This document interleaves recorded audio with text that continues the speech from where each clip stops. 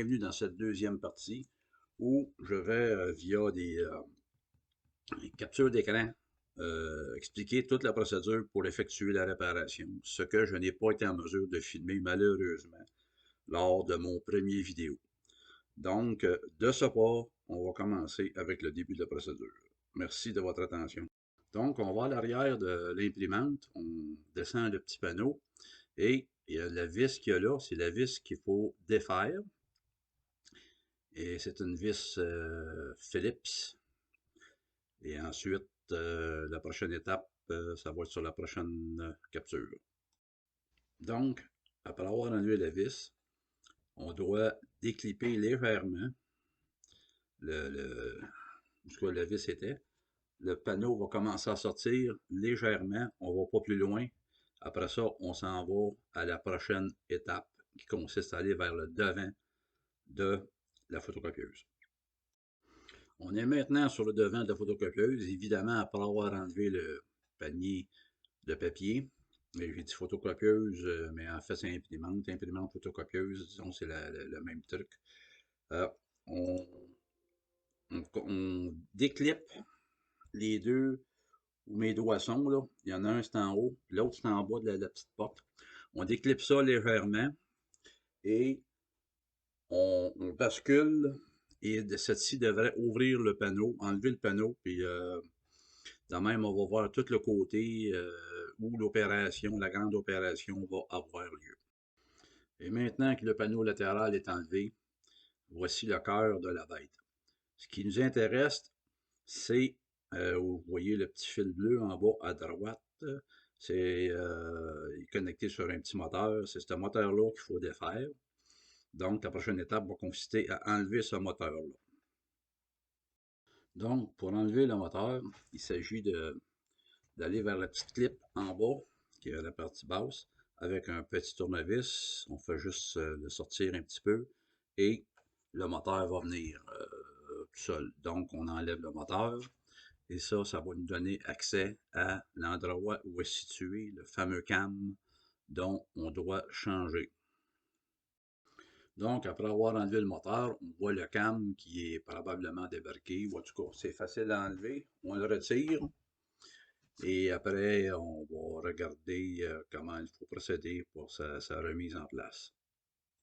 Après avoir enlevé le cam qui est défectueux, vous devriez voir le ressort, comme on voit sur la capture d'écran. S'il est en place, vous pouvez le laisser en place, comme vous pouvez l'enlever, c'est selon votre habilité avec vos doigts de fée. Moi, personnellement, j'ai toujours de l'enlever parce qu'il me nuisait. Le réinstaller, puis après ça, le clipper après le cam. Mais ça, c'est une question de goût à chacun et selon l'habilité de chacun avec vos doigts de fée. Bon, ici on arrive à l'endroit où c'est que ça va prendre tout votre art, votre habilité, des vrais bons doigts de fée. Si vous êtes habile avec ça, ou si vous êtes habile avec des pinces dites longue nose, là. Moi, personnellement, j'ai eu beaucoup de misère. Le problème va consister à embarquer le cam sur l'arbre et en haut à gauche, le pousser jusqu'à temps qu'on entende le clip. Et après ça, le basculer un petit peu pour que le petit bras qui était cassé, la petite patte qui était cassée, rentre dans il y a une ouverture qui est là, qui est comme une espèce de demi-lune. C'est important qu'il rentre là-dedans. Donc, comme je disais précédemment, vous pouvez le faire avec ou sans le ressort. Moi, personnellement, j'ai enlevé le ressort. Je l'ai réinstallé après. Mais ça fait vraiment appel à de la dextérité parce que l'espace est vraiment restreint pour travailler. L'opération en elle-même est relativement facile. C'est l'espace pour travailler qui est limité. Donc, après votre magnifique travail de doigts de fée, avec vos doigts de fée, vous retournez le panneau avant où le panier de papier est. Puis là, vous allez voir, le petit carré blanc devrait être là. S'il est là, c'est bon signe. Et la petite patte en bas, elle aussi, c'est là. Ça veut dire que l'installation a été faite correctement. Il ne vous reste plus après que vous assurer que le ressort est bel et bien à sa place.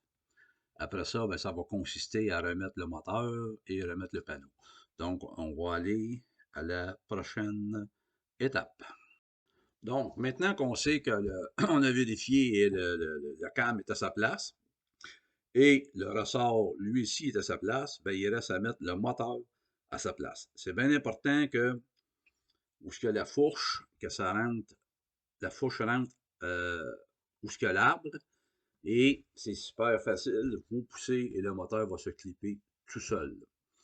Après ça, ben, c'est de remonter, c'est-à-dire c'est l'opération contraire de quand on a démonté, on remonte et c'est terminé. Après ça, ça revient à ma première vidéo, ce qu'on fait les essais et puis tout fonctionne bien. Et voilà, je suis désolé que j'ai pas que quand j'ai filmé, ça n'a pas fonctionné, mais des fois on gagne, des fois on perd. Merci et à la prochaine.